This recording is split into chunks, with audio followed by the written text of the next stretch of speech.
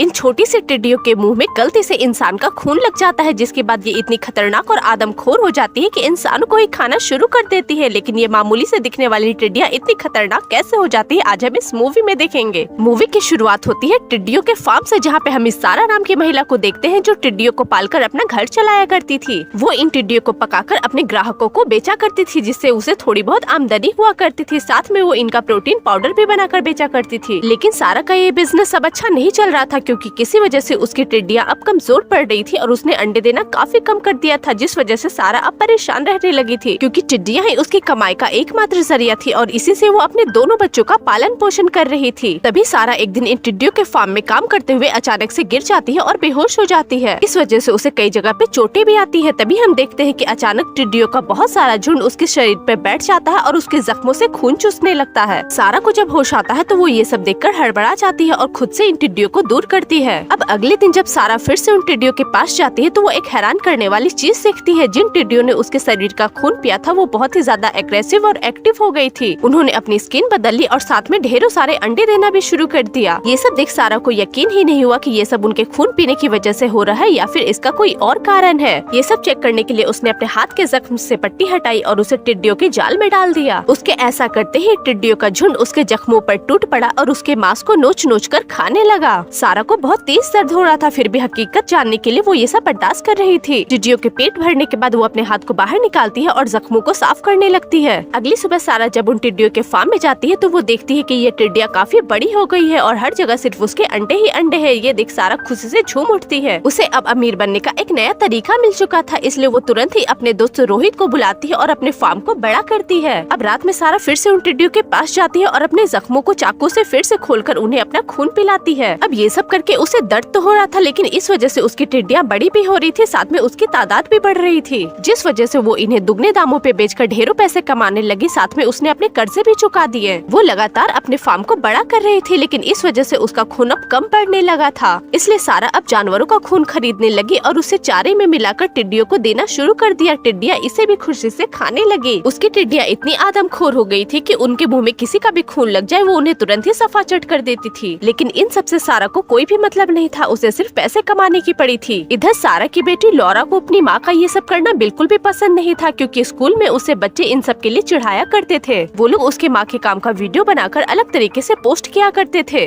Laura अपनी माँ से कहती है कि वो इन टिड्डियों को पालना बंद कर दे, क्योंकि इस वजह से उसे शर्मिंदा होना पड़ता है। लेकिन उसकी माँ उल्टा दुगनी तेजी से इस काम को बढ़ाना शुरू कर देती है। लॉरा गुस्से में आ जाती है और वो एक चाकू लेकर इन टिड्डियों के फार्म में घुस जाती है और जालों को काटने लगती है, जिस वजह से लाखों की तादाद में टिड्डियाँ बाहर निकल आती है। उसे अंदाजा नहीं था कि उसने क्या किया है। अब ये टिड्डियाँ झुंड बनाकर एक कार के ऊपर बैठ जाती है, जिसके अंदर उसका भाई बैठा हुआ था। ये सब देख चिंटू काफी डर जाता है, लेकिन तभी वो देखता है कि टिड्डियाँ वहाँ से गायब है, साथ में उसकी एक भेड़ भी गायब है, जिसके बाद वो इस बात को अपनी माँ को बताने चला जाता है। सारा दौड़कर फार्म जाती है और अपनी बेटी के कारनामे देखकर गुस्सा होती है, जिसके बाद वो इन टिड्डियों को हर जगह अपनी कार से ढूंढने लगती है। तभी सारा देखती है कि एक बड़े से मैदान में उसकी टिड्डियाँ उस भेड़ को मारकर बड़े आराम से उसके ऊपर झुंड बनाकर उसे खा रही है। ये सब देखकर वो समझ जाती है कि उसने किस मुसीबत को मोल ले लिया है। अब वो चुपचाप भेड़ को दफना देती है और अपने बेटे के साथ उस भेड़ को ढूंढने का नाटक करती है, क्योंकि वो भेड़ उसके बेटे का पसंदीदा पेट था। घर आकर सारा अपनी बेटी को खूब डांटती है, लेकिन बाद में उसे बुरा भी लगता है, क्योंकि ये सब उसने गुस्से में आकर किया था। उसे अपनी बेटी की इंसल्ट नहीं करवानी थी, वो पैसों की वजह से मजबूर थी और उसके पास कमाई का और कोई जरिया नहीं था। अगले दिन सारा अपनी बेटी को एक नया स्कूटर लाके देती है, जो वो कई दिनों से मांग रही थी। साथ में वो अपने दोनों बच्चों को एक बीच ट्रिप पे भी लेके जाती है। लेकिन लॉरा ये नोटिस करती है कि उसकी माँ ने इतनी गर्मी में भी फुल स्लीव्स पहन रखा है, जो उसे काफी अजीब लगता है। लॉरा को नहीं पता था कि उसकी माँ के शरीर पे टिड्डियों के काटने के निशान है, जिसे वो अपने बच्चों से छिपा रही है। यहाँ तक कि सारा अपने बॉयफ्रेंड के साथ भी इंटीमेट नहीं होती, क्योंकि वो नहीं चाहती थी कि उसके जख्मों को कोई देखे और सारी सच्चाई इन लोगों को पता चल जाए। अब इसी तरह से सारा अपने काम को आगे बढ़ाते रहती है और ढेरों सारे पैसे कमाते रहती है। उसे पता होता है कि ये टिड्डियाँ आदमखोर बन चुकी है, फिर भी वो इसे पालना बंद नहीं करती। अब एक दिन एक ऑफिसर सारा के फार्म आता है और उसे सुअर का खून देना बंद करवा देता है, क्योंकि सारा ने अपना ये फार्म बिना लाइसेंस अप्रूव कराए ही इतना बड़ा कर लिया था, जिस वजह से उसने फिर से अपना खून उन आदमखोर टिड्डियों को पिलाना शुरू कर दिया था। लेकिन एक दिन में ही उसके शरीर ने जवाब दे दिया, क्योंकि टिड्डियों की तादाद काफी ज्यादा थी और उसका खून उनके लिए काफी कम था। मजबूर होकर सारा ने अपने पड़ोसी का कुत्ता चुराया और उसे टिड्डियों के फार्म में फेंक दिया, जिसके बाद टिड्डियों ने उसे पूरी तरह से खा लिया। इसके बाद वो पड़ोसी की एक गाय चुराती है और उसका खून और उसका मांस निकालकर उन टिड्डियों को खिला देती है। लेकिन इतनी इतनी बड़ी गाय भी सिर्फ 2 दिन ही चल पाई। इस तरह से उसने पड़ोसियों के कई जानवर चुराए और अपने टिड्डियों को खिला दिया, लेकिन ये भी ज्यादा दिन तक नहीं चल पाया क्योंकि अब कोई भी जानवर नहीं बचा था। इसलिए सारा ने अब अपना ही मांस काट कर इन टिड्डियों को खिलाना शुरू कर दिया। लेकिन ये सब करते हुए उसकी बेटी लौरा उसे देख लेती है, जिसके बाद वो डर कर अपने घर भाग जाती है और खुद को बाथरूम में बंद कर लेती है। सारा उसे दरवाजा खोलने को बोलती है, लेकिन लौरा दरवाजा नहीं खोलती। इसके बाद वो रोहित को फोन करके उससे सारी सच्चाई बता देती है। रोहित जब सारा के फार्म पहुंचता है तो उसे कुछ अजीब सी आवाजें आती है। जब वो अंदर जाकर देखता है तो वहाँ पे उसे इंसान की लाश मिलती है, जिसे टिड्डियाँ बड़े मजे से खा रही थी। ये देख रोहित बहुत डर जाता है क्योंकि ये आदमी सारा का पड़ोसी था, जो अपने कुत्ते और गाय को ढूंढते ढूंढते सारा के फार्म पहुँच गया था।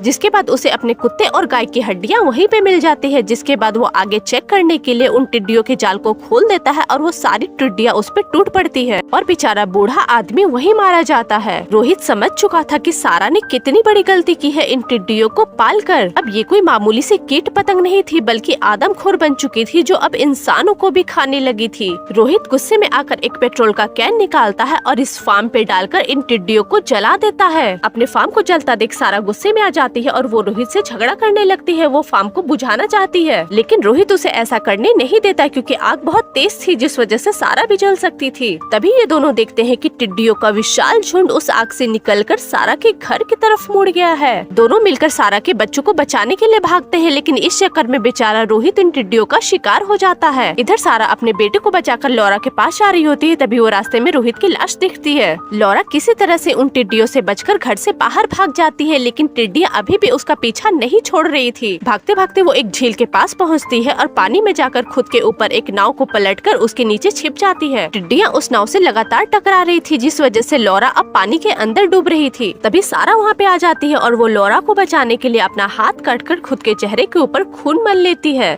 ताकि टिड्डियाँ उसके खून की गंध की तरफ अट्रैक्ट होकर उसकी तरफ आ जाएं और वो लौरा को छोड़ दें। सारा का यह प्लान वर्क कर जाता है और टिड्डियाँ लौरा को छोड़कर सारा की तरफ अट्रैक्ट होकर उस पर टूट पड़ती है। लौरा को जब एहसास होता है कि टिड्डियाँ वहाँ से चली गई है तो वो खुद के ऊपर से नाव को हटाती है और वो देखती है कि हजारों की तादाद में टिड्डियों ने उसकी माँ को घेर रखा है। दूसरे ही पल उसकी माँ वहाँ से गायब थी और पानी में सिर्फ मरी हुई टिड्डियाँ तैर रही थी। लौरा को लगा कि टिड्डियों ने उसकी माँ को मार दिया है, लेकिन अचानक से सारा पानी से बाहर निकलती है क्योंकि सारा ने एक ट्रिक किया। जब ये टिड्डियाँ उसे खाने के लिए उसे घेर लिया तो वो तुरंत ही पानी के अंदर डूब गई, जिस वजह से वो टिड्डियाँ भी उसके पीछे पीछे पानी में डूब गई और डूबकर सारी की सारी मारी गई। जिसके बाद अंत में सारा अपनी बेटी को बचा लेती है और कहानी यहीं पे खत्म हो जाती है।